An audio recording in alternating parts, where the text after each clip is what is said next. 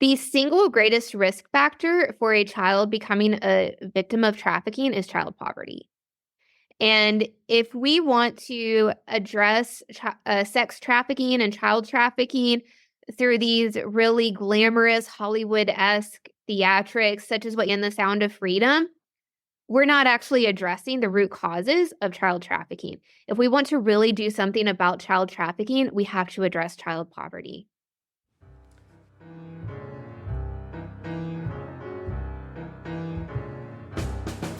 Hello, East Anchorage. This is Alaska State House Representative Andrew Gray on East Anchorage Matters. The goal of this broadcast is to keep the constituents of Anchorage's Campbell Park, University area, Russian Jack, and Unaka Valley neighborhoods aware of the relevant happenings in the halls of government of our great state. Today, our interview is with Dr. Keri Ladner, author of the 2024 book, End Time Politics, From the Moral Majority to QAnon. This book traces the theological roots of Jerry Falwell, the co-founder of the Moral Majority. She exposes the racism, contempt for the poor, and false patriotism of Falwell and his followers, as well as his commitment to biblical capitalism, which led Falwell to call for the elimination of all social welfare programs, including public education.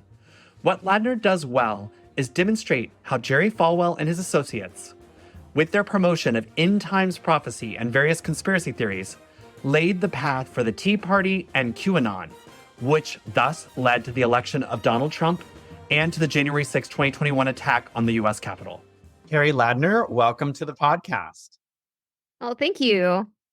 Can't tell you how much End Time Politics, From the Moral Majority to QAnon, which is your book that just came out, has resonated with me.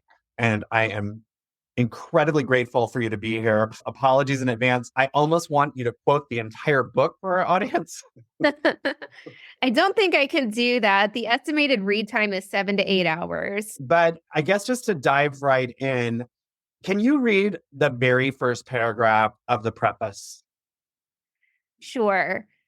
Researchers are often driven by their personal experiences, and I am no exception.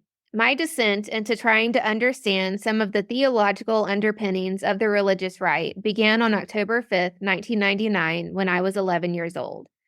My father picked me up from school early and had a packed suitcase in the back seat. Without saying where we were going, he drove out of the city of Victoria, a mid-sized urban center in South Texas, and down country roads that had more cacti than trees. He turned down a dirt road marked with a forlorn, paint-chipped sign that read, Victory Acres Children's Home, a place for us. When my father pulled me out of the car and carried me inside, then drove away, my life changed in ways that I am still only beginning to understand. Thank you. He carried you inside. You were 11 years old. You didn't want to go?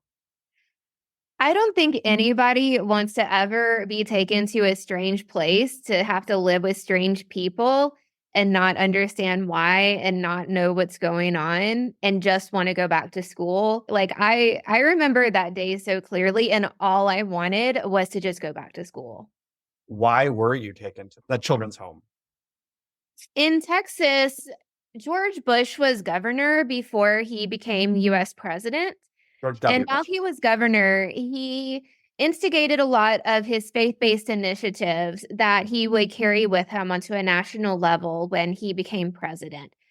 And particularly, this was with regard to childcare facilities and drug rehab centers, because a lot of churches had social action programs that they wanted to use those programs to benefit people in their community as much as possible. But the requirements for state licensure, they felt that they were too burdensome, that it was too difficult to obtain a state license and remain in operation. And so Governor Bush came up with a solution, which was that churches could accredit their own childcare facilities and their own drug rehab programs. And there would be no state oversight provided at all. And what this actually meant was that churches that took advantage of this legislation were able to take people into their care, particularly vulnerable children and vulnerable adults. So children who did not have anyone to advocate for them, adults who have been marginalized for much of their lives and have fallen into drug addiction and alcohol addiction. And provide services for them with no level of accountability. And what this meant was that there were no rules saying how people could be disciplined in these places. And there was actually a very high level of abuse and neglect. 25% of the childcare facilities that operated under this provision had a confirmed case of abuse or neglect. That is an appallingly high number. And there were so many allegations of abuse and neglect at these unlicensed facilities that Texas actually refused to renew that legislation in 2000. But 2000 is when George Bush was elected president. And even though these faith-based initiatives had been a massive failure in Texas and had led to skyrocketing cases of abuse and neglect, they actually became national policy during the Bush presidency. I don't want to get too personal, but was there abuse at the home that you were taken to? There was a lot of abuse at that home. It was a really bad place to be. Why did your parents take you there? I was a case where CPS should have intervened from the time I was born. I never should have gone home with my parents from the hospital, but I was never investigated. My situation was never investigated, but there was this opportunity that my parents found for delinquent children to be fixed by fundamentalist Christians. And they believed you were a delinquent. Why did they believe you were a delinquent? Gosh, I don't even know. I was a kid who earned straight A's and was never a problem in school and went to church 3 times a week. Like, I was never a bad kid. There was this promise that the churches who decided to take advantage of Governor Bush's provisions for allowing childcare facilities to operate without licensure, the churches who took advantage of that provision believed that they could save kids, save them in a Christian sense, convert them to fundamentalist Christianity, and fix all of their problems. And so these kids are no longer going to drink, and they're no longer going to use drugs, and no longer going to hang out with the wrong crowd because they become Bible-believing Christians. And hand in hand with being saved was a lot of discipline where spare the rod and spoil the child was taken very seriously. And a lot of parents really fell for this, and they really believed that their kids' problems could be fixed if they just went to one of these fundamentalist institutions that was operating a child care facility. And that was just not the case, because a lot of the kids who were living in these facilities had actually been victims of assault, and that was never recognized. And because there was no licensing in place and there were no state policies in place, CPS never intervened where all of these kids had actually been assaulted, but were living at these fundamentalist homes where they were receiving quote unquote Bible discipline to try to fix all of their problems. In that first paragraph, you talk about how your personal experience inspired you to write this book. What's your education? What's your expertise? So I did my doctorate at the University of Edinburgh at the Divinity School, and I went in there wanting to understand the intersections of nationalism and fundamentalism, and did my doctoral thesis on Jerry Falwell, and specifically on the content that led to the writing of End Time Politics.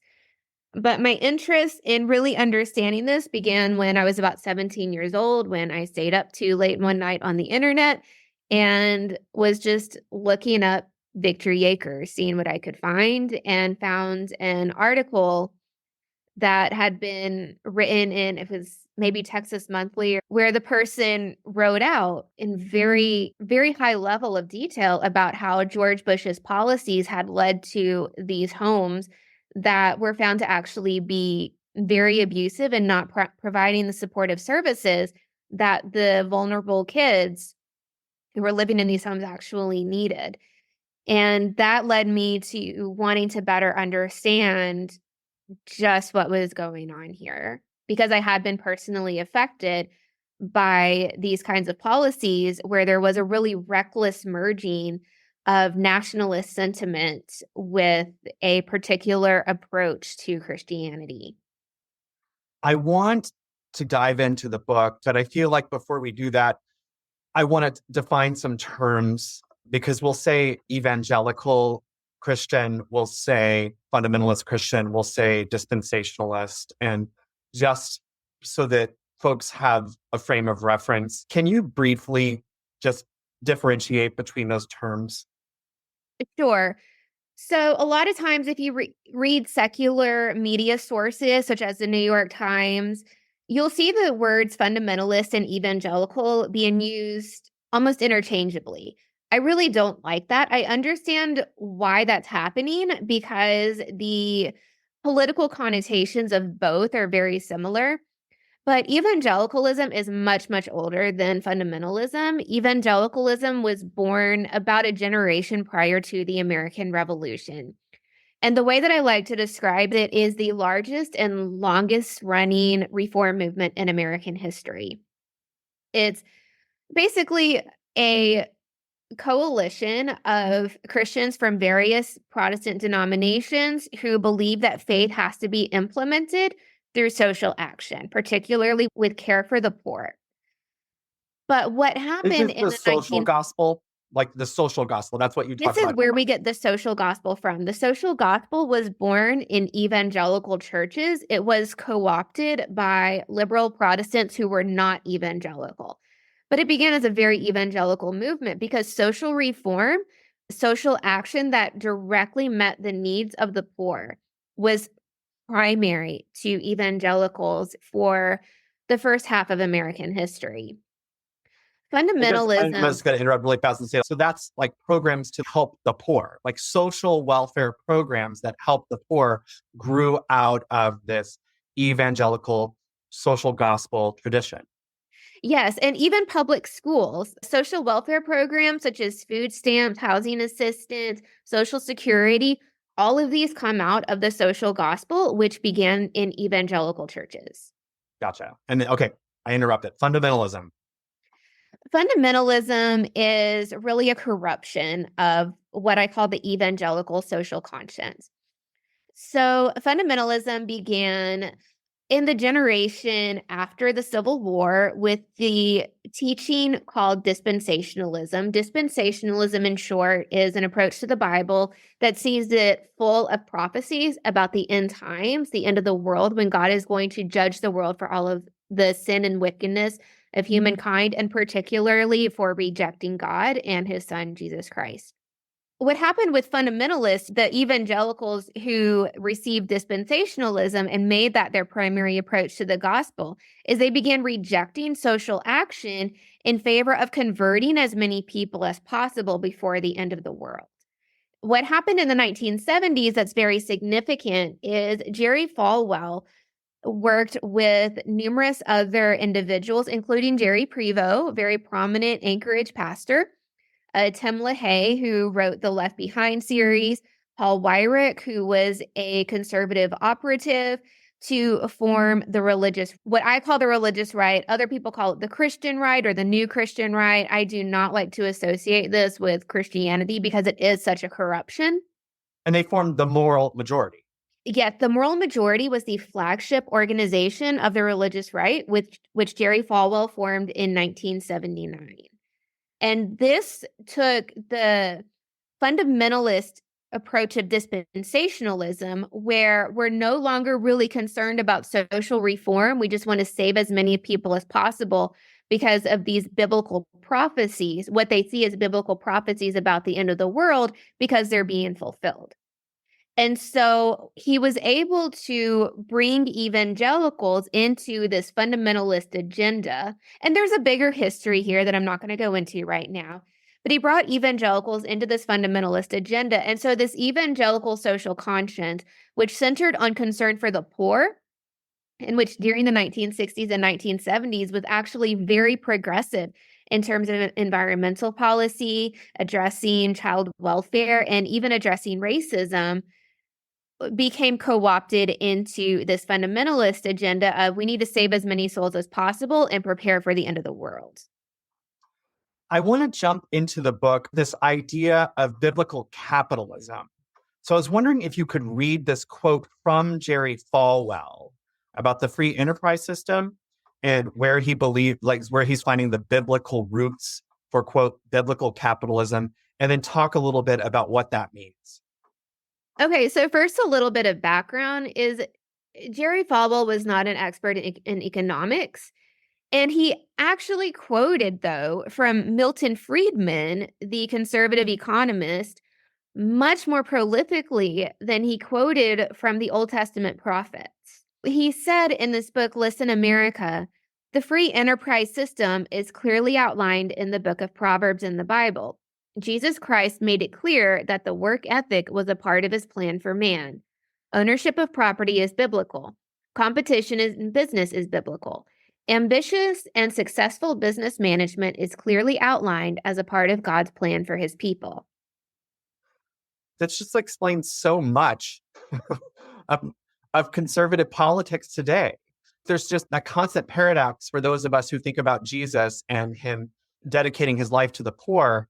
Like, how did that turn into this sort of prosperity gospel that rich people are blessed by God and deserve their riches? I feel like it's rooted here. I don't know if you can expand on that or correct me. Sure. So there's a lot of things that went into him having this belief system. One of them is that he was operating during the Cold War, which is when there's very heightened tensions between communist Russia and the United States. Now, at the time, the United States was not solidly capitalist, okay? There were a lot of social welfare programs, and there were expanding social welfare programs. And a lot of these were intended specifically to uplift African Americans who had been severely marginalized because of slavery and then Jim Crow laws. But Falwell, first off, he was a hardcore racist. He had worked in Virginia to prevent the public schools of Virginia from integrating. And when that failed, he was part of a program that tried to have them closed down completely to prevent African American children from attending school with white children. When that failed, he opened up his own segregation academy. He opened up a private school that was part of his church that would not admit African American students.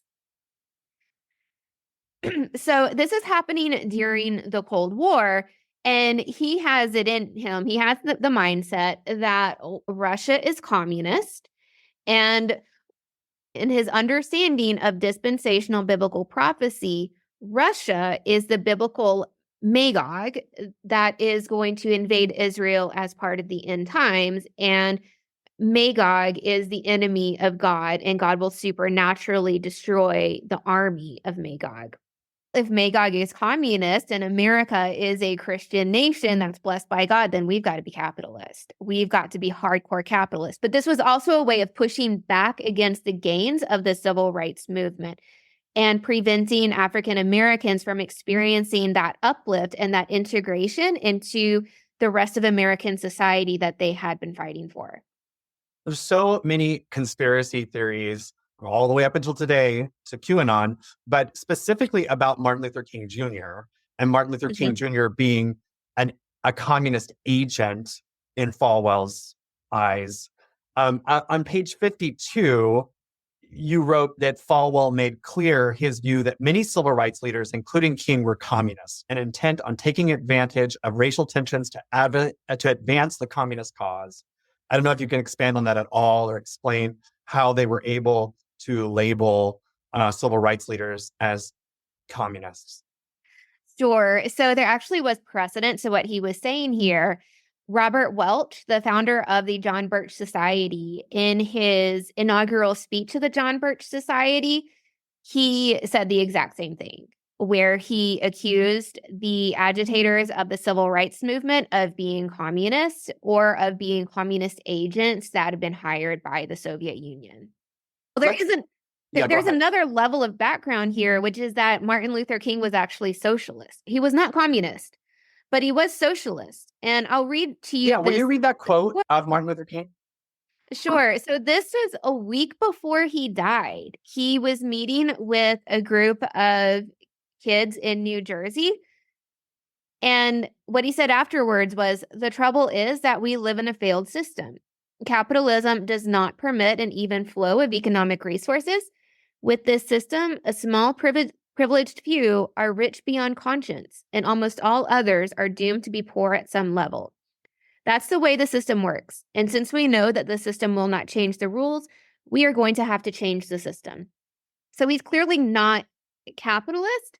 And when there's this very binary black and white worldview where you're either communist or you're capitalist, you're either an agent of Satan in Magog or you are an emissary of God's kingdom on earth and capitalist. Martin Luther King was too far away from capitalism. And so Falwell was easily able to just write him off as being a communist. And it wasn't just the civil rights leaders, but he also believed that feminists were Russian communists. If we jump forward, you have a couple of paragraphs talking about communist Russia and how, in his mind, this was the same approach that American feminists were taking toward government. The 1960s had a lot of movements, a lot of liberation movements. One was the civil rights movement. Another was the gay rights movement. Another was the women's rights movement. And the thing that's necessary for women to enter the workplace, usually, not always, but usually, is that they need childcare.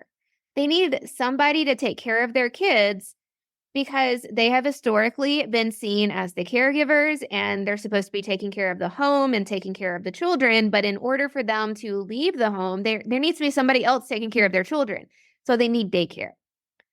But back in the 1960s, 1970s, there's not nearly enough daycares that are available for women to leave their children at so that they can go to work and for their children to actually be safe in these daycares.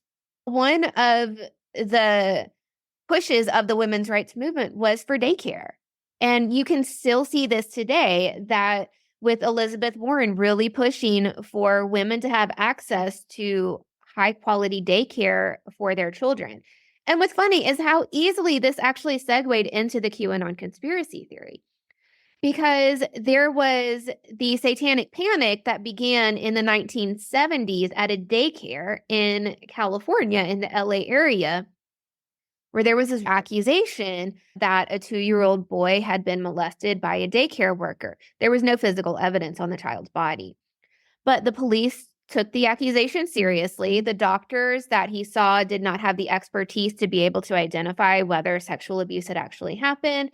And police began interviewing the children at this daycare, and they started coming up with all sorts of stories that you would absolutely expect 2, 3, and 4-year-old children to come up with about teachers flying through the air and teachers flushing children down toilets and there being underground tunnels beneath the daycare and children traveling to Mexico and children going up in hot air balloons. And all of a sudden, there's a fear that Satanists have infiltrated America's daycares and nowhere is safe. And this contributed very significantly to the conspiracy theory that would become QAnon. I feel like when we talk about childcare, we can't not talk about public schools because once a child reaches the age of 5, at least for 7 hours of the day, the kid is in school. And so the working mother can have her child in school and go to work during that time. If you go to the top of page 63, starting with first of all, and this is quoting Falwell, I just want you to read his thoughts on public school. Sure. So this was part of a sermon that he traveled around the country preaching throughout the 1970s called America Back to God. And this was really foundational to his approach to American politics and his merging of American nationalism with the idea that the end of the world and the judgment of God is at hand. What he said here is, first of all, what about that basic system called the public school? He asked his audience in America Back to God. There is no question about the fact that the American public school system is damned. He laid the blame for the state of the country's public schools at the feet of a Supreme Court, which in the 1960s ruled that teacher-led prayer and Bible reading in the classroom violate students' freedom of religion. These liberal rulings in Ingle v. Vitale and Abington v. Shemp came from the same liberalism that had led FDR to implement the New Deal. Falwell went on to lament, it is not safe for a Christ-loving teenager to attend school in that public school system. We've got folks in Alaska who feel that way today. 100%. Absolutely. Yeah. Absolutely. And there's a lot of discontent with the idea that public tax money should be used to support public schools. Hmm. But that comes out of the reaction to the social gospel, which again is the evangelical led movement from the 1800s that was co opted by liberal Protestants. And then under Franklin D. Roosevelt during the 1930s became national policy in the New Deal.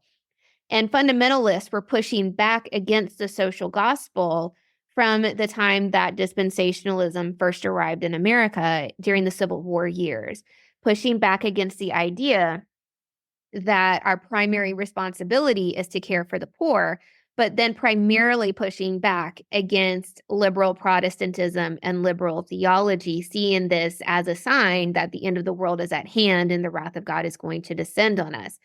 And so it's a strange belief. I can explain the belief. I can explain the rationale behind it. I still find it rather strange that people would not want to use their means to help build a better society by educating kids. We had a member of the House of Representatives on the floor last week during an education debate state that we need to get rid of our savior complex, that the idea that public schools are somehow going to save children is something that we need to rid ourselves of.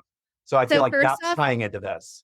he's probably reading the works of Rouse's John Rushdoony. His first major work was called The Messianic State of American Education, and that was exactly Rushdoony's argument back in the 1950s and 1960s.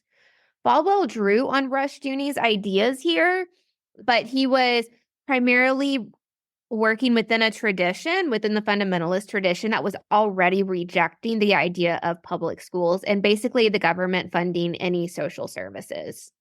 I think we can transition now to talk about the promotion of the idea of the welfare queen.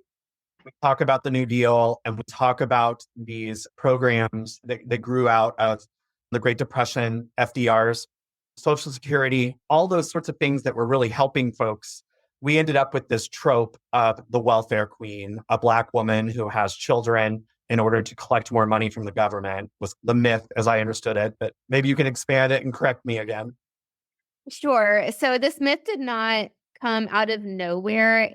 There was in the 1960s, there was the Moynihan report, which was trying to address the question That was of a Democratic Senator Daniel yes, Moynihan. Uh-huh. yes, yes. And it was a very controversial report. It's still controversial today, but he was trying to address the paradox of so we have African Americans have more rights now. They have more opportunities. At least it looks like they have more opportunities to rise out of poverty, provide for their families.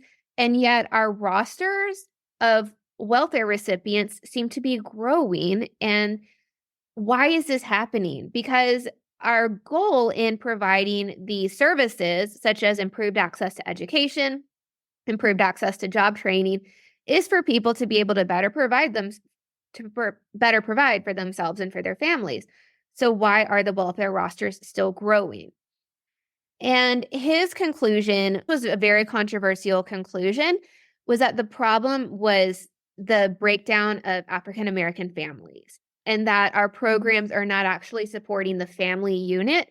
They're instead trying to support African American women and their children so that they can have the opportunities for the kids to be able to really thrive, for the kids to have access to good nutrition, and for the women to have working opportunities. Because statistically, this was one of the challenges that the Moynihan report wanted to address is how many African American children were being born out of wedlock compared to how many white children were being born out of wedlock. It was something like 3% versus 25%.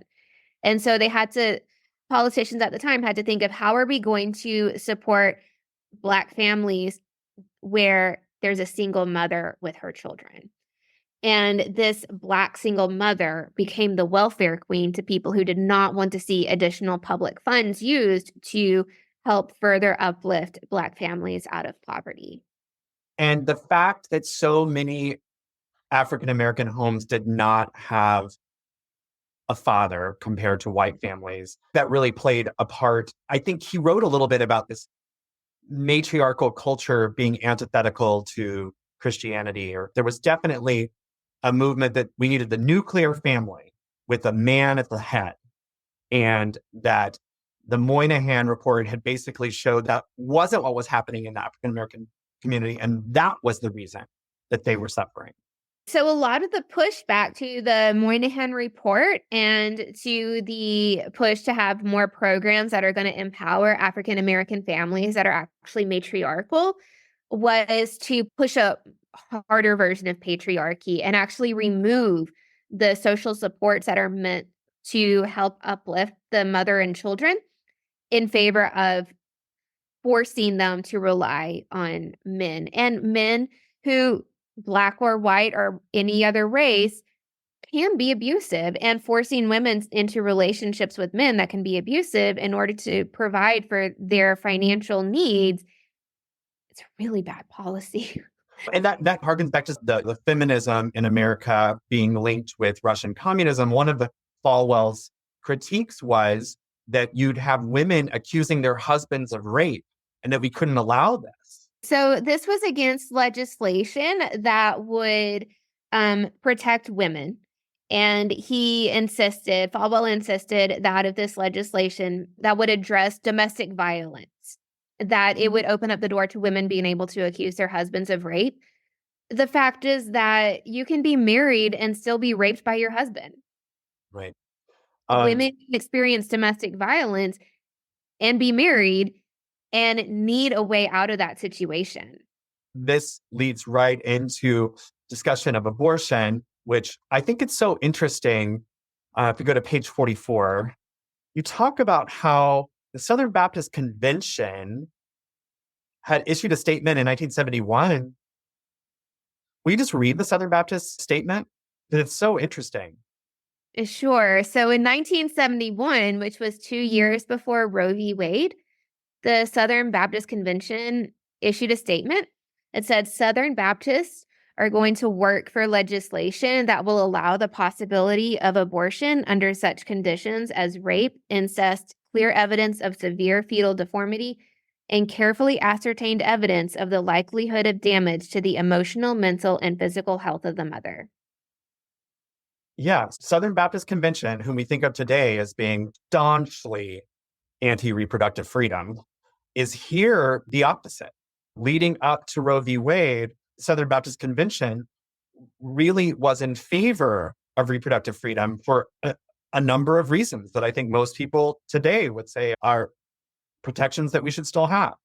And one thing that is really significant with regard to the Southern Baptist Convention is that in the late 1970s, it was taken over by fundamentalists. I don't want to go into that, but it was pretty much a coup that occurred first at the seminaries, at the Southern Baptist seminaries, where a lot of the progressives and moderates were ousted in favor of fundamentalists who were aligned with the hard right political agenda, the movement that Falwell was building, the movement that became the religious right. So Southern Baptists today, they're being trained, the clergy are being trained in seminaries that were taken over by fundamentalists about 50 years ago.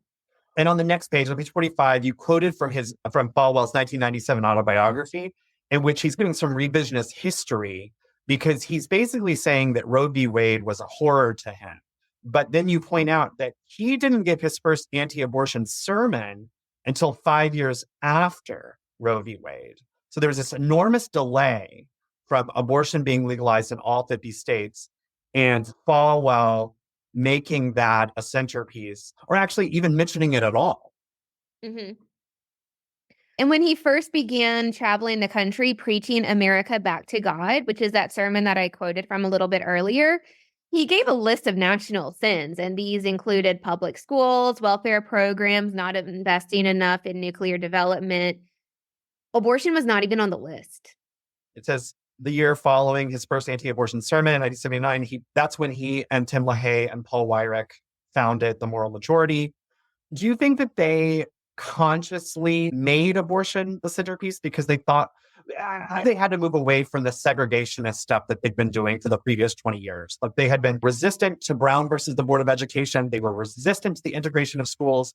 And I think at this point, they saw that was no longer going to be a uniting principle that they could count on to draw people in. So they were going to move away from that racist, segregationist value and supplant it with the abortion issue. I think there's some digging that we need to do behind that statement. So first off, there's a yes to that statement. There was a very conscious effort. Randall Balmer, who wrote the foreword to this book, has written prolifically on this. He was present in meetings where this was talked about among people like Paul Weyrich and Jerry Falwell and Tim LaHaye, where they just said, okay, we can't do segregation anymore. What can we use as a galvanizing issue? What if we used abortion? And then abortion stuck. Okay, it really was that easy. But it's also important to remember that promoting segregation never went away. They just changed the language that they used to promote segregation. So instead of saying we want to keep our public schools segregated or promoting the continued opening of segregation academies, which are the private schools that don't allow Black children to enroll, they went after the quote unquote welfare queens and decided we're going to clean up the welfare rosters and we're going to reduce our welfare programs with this trope in mind, and knowing that to a conservative public that anti-welfarism is code for anti-Black. Mm-hmm. But then also, if you look at the situation in South Africa, Falwell visited South Africa in the mid 1980s. And I think Jerry Prevo was actually on that trip down to South Africa. And he supported the apartheid regime. The publications that he issued after that, he pretended to not support the apartheid regime, but he also insisted that if we move too quickly, like he actually had this written down, if we move too quickly, we're going to give the Black majority too much freedom. And I think you did a good job of the exact same criticisms that they had of Martin Luther King Jr., they had of Nelson Mandela. They absolutely and Desmond Tutu. And Desmond Tutu. They believed that they were agents of communism, that it was like a trickery, that people were thinking that they were good people, but they really weren't, like that sort of conspiracy behind that. I want to pivot towards talking about where the money would go. Once we have defunded public schools, public welfare programs, job development programs, remove the social safety net, what are we going to do with all those billions of dollars that we're now saving? If you'll read, just starting at the very bottom of page 94. So the answer to your question is we're going to spend it on nuclear weapons. Correct. So why should the United States expend billions of dollars on a nuclear arsenal while eliminating the country's public schools, job development programs, and social safety nets? For Falwell, the goal of nuclear buildup was to preserve American Christianity and its consequent economic system of capitalism. Having a superior nuclear arsenal served as a deterrent to prevent the Soviet Union from attempting a nuclear strike on U.S. soil. Should the Soviets succeed in such a strike and then take over the United States, if America should lose her freedom, if that flag, Old Glory, should come down, I don't know how any other part of the world could remain free from the hammer and the sickle. And that's a quote from Falwell. Right. Nuclear buildup was the only way to ensure that capitalist Christian America did not fall under communism. Yeah. And I would like for you to expand upon, we talked about it earlier when you were talking about the Old Testament Magog, Russia being this prophecy that Russia was in the Bible and that this Cold War had basically been prophesied and that this was nearing towards Armageddon and that America was therefore somehow being written into this prophecy. If you could just try to flesh that out. First off, I'm not going to be able to get into as much detail as the book does. And so I'm just going to put in a plug here. If you're interested, go in and buy a copy of the book, okay? Everyone needs to read the book. So there's also the belief in dispensational prophecy. And this became really prevalent in the aftermath of World War II, that nuclear weapons were actually prophesied in the Bible. So keep in mind, the end of World War II is when we go into the Cold War era, but this war also ended with the nuclear explosion. And so now we're in the nuclear age. And the Cold War contest, in a lot of ways, is a question of nuclear development and nuclear or mutually assured destruction. If we both have enough nuclear weapons, neither one is going to pull the trigger because we're going to end life as we know it. There's a dispensational belief that nuclear weapons are prophesied and that the world is actually going to end in a nuclear explosion. And if God foreordained nuclear weapons, and he also foreordained capitalism as being this biblical economic system, but Russia over here, Magog, is communist and atheist and hates God, and God's going to destroy them, then we need to invest all of our money not in social welfare programs that are going to help lift people up out of poverty. We need to invest all of our public funds in nuclear buildup. We're getting towards the end of our time, and I do want to talk about QAnon. I do want to jump to the end of the book, if that's okay. Sure. If we go to page 198, will you read that paragraph that starts with another aspect of the QAnon conspiracy? Sure. Let's read the whole paragraph. Okay. Another aspect of the QAnon conspiracy includes the storm, which claims that a day is coming when Trump will publicly arrest the thousands of political leaders involved in this satanic cabal. The storm became a prophecy of sorts, one not foretold in the Bible, but rather handed down, supposedly from Trump posting as Q. Prophecy became a significant part of QAnon culture, with believers certain that the day was coming when Hillary's crimes, that being Hillary Clinton, would be publicly exposed and she imprisoned. Falwell had done more than probably anybody else, except for possibly Tim LaHaye and Hal Lindsey, to popularize prophecy belief within American politics, especially through his association between nuclear buildup and Armageddon during the 1980s and his response to turmoil in the Middle East in the 1990s and early 2000s. By then, prophecy belief had become an indispensable component of evangelical politics. And as this political tradition evolved through the Tea Party and QAnon, the religious right became primed for the political prophecies of Q. It's a lot there. Can you talk a little bit about how, because Jerry Falwell died in 2007, so it was prior to the election of Barack Obama. Yes. And Barack Obama's election was really when the Tea Party formed in response to that, and how the Tea Party adopted and changed some of the teachings of Falwell that moved into QAnon. If you can just spell that out a little. Sure. So, first off, dispensationalism is no longer the only form of fundamentalism in America. And it started to phase out in the early 2000s. After September 11th, there was a huge resurgence of prophecy belief with the invasion of Iraq, and this is Babylon and the end times all over again. But it also was fading out and was being overtaken by a new form of fundamentalism, which is called dominionism. And that's actually what I'm working on right now for another book.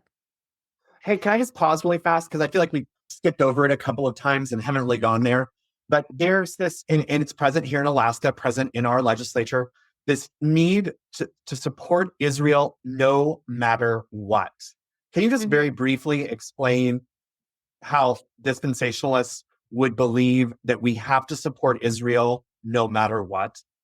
Sure. So there is a very core belief in dispensationalism, particularly post 1948, which is when the state of Israel was first recognized, that Christ will return to earth in the second coming and that he will inaugurate a millennial reign where he'll rule for 1,000 years from the throne of David in Jerusalem.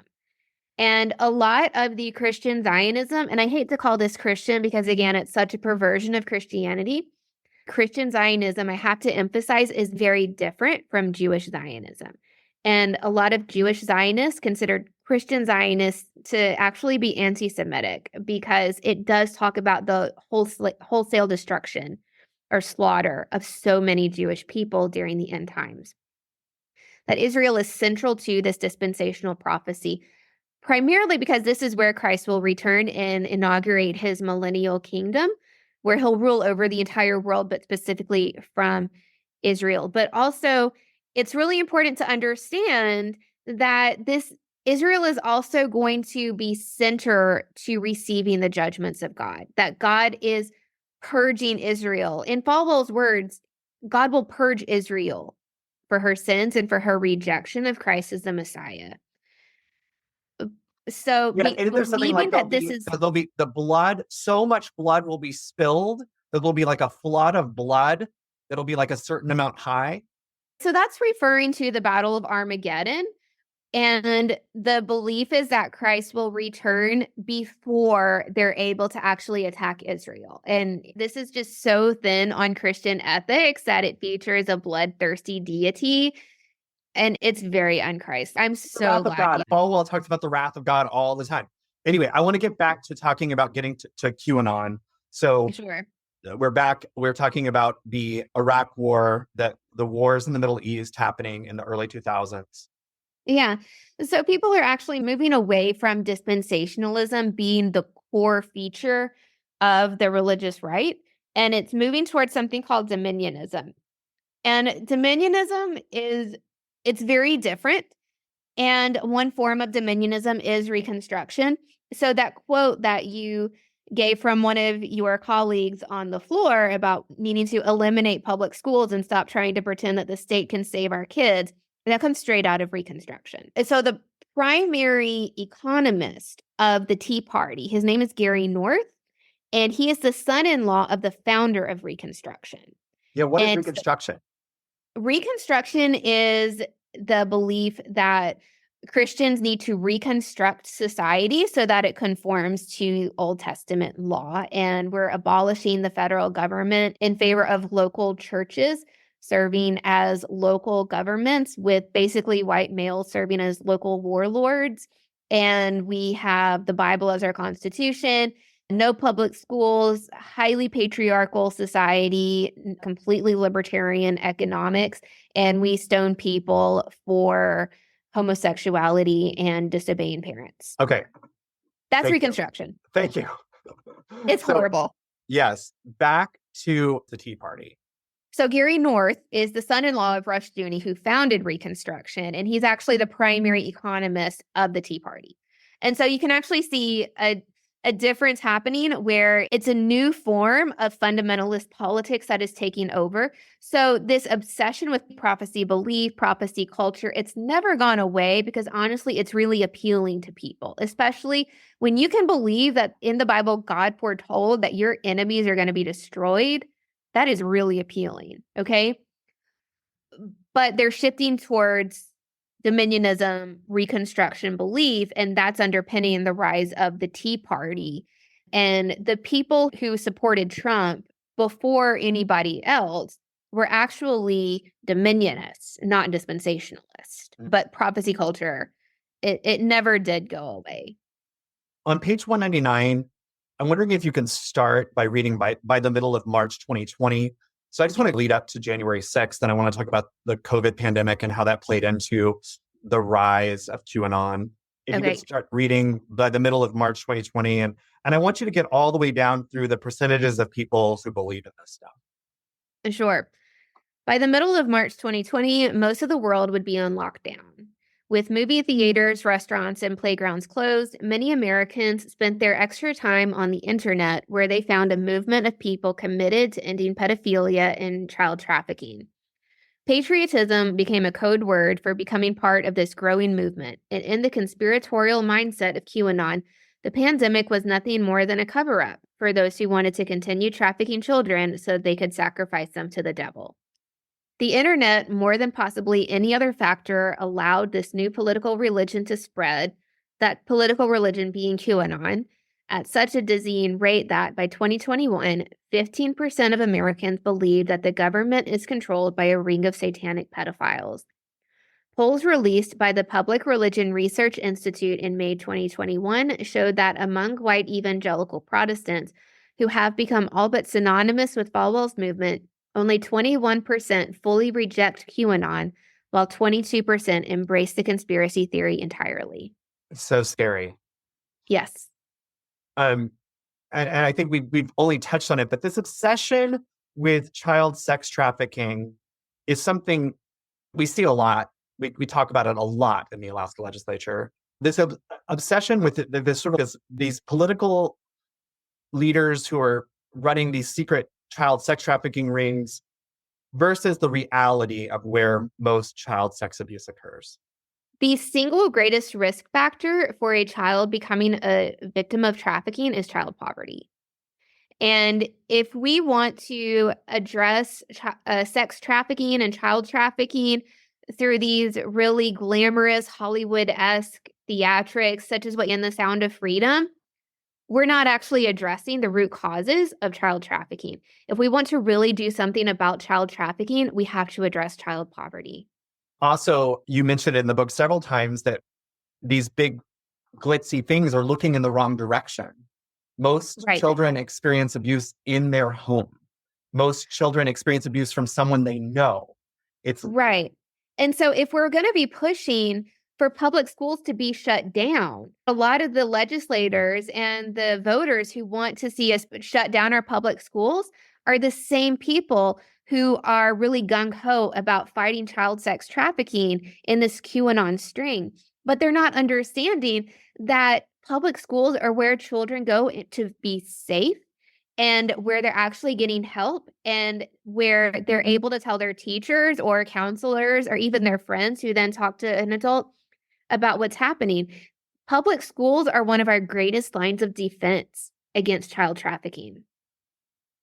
Keri, just to end, I know in your afterword, you talk about being an evangelical Christian yourself. And I'm just wondering if you can talk a little bit personally about the lens from which you're looking at all of this. I'm taking a long history lens where I'm not just looking at our current political environment and saying this is what evangelical is and this is who evangelicals are. Because I know that historically that's not the case, that evangelicals have been historically at the forefront of America's social reform movements. And while there were some like Jerry Falwell who were pushing back against the civil rights movement and against feminism and against gay rights and against environmentalism, that there's a lot of evangelicals who actually have been at the forefront of these movements and promoting these forms of liberation in ways that have a gospel-centric lens. And so they're able to provide this prophetic critique to secularists who are promoting the same values. So when we have, for example, evangelicals who are promoting environmental ethics alongside secularists who are also promoting environmental ethics, evangelicals can provide a prophetic critique from the Bible and from a gospel lens to really enhance our understanding of how we can approach environmental ethics and making sure that we're stewarding this planet for the next 100 generations. And so that's the lens that I'm really working from is I want to reclaim evangelicalism from what it's become. And I know I'm not the only progressive evangelical who's pushing back against what's happened in this political landscape. But it's really important to me to make sure that I'm not using us versus them language, not feeding into the current polarization that we're experiencing, but to also be willing to call out the bad actors. And those bad actors include people like Jerry Falwell and Jerry Prevo and Tim LaHaye. The book is End Time Politics, From the Moral Majority to QAnon by Keri Ladner. So grateful for you writing this book. Any last thoughts? I think my last thought that I want to leave people with is that we really have to protect children. We have to do a better job of protecting children. And we're not protecting children by trying to dismantle public schools. We protect them by trying to improve public schools. We don't protect children by trying to end social welfare programs. We protect them by improving them. And we absolutely don't protect children by pretending that addressing sex trafficking is about going on these gung-ho sting operations to rescue groups of kids in other countries. It really begins at home and making sure that the kids in our lives are safe and that they know that we're trusted people that they can talk to. Thank you so much for being on the show today. And I hope everyone goes out and reads your book. Thanks so much for having me. Have a wonderful day. I will drop a link in the show notes to Keri Ladner's book, In Times Politics. Thank you, listeners. If you like what you heard, please subscribe, rate, and review us. To reach me, email rep.andrew.gray@akleg.gov or call us on our office number, 907-465-4940.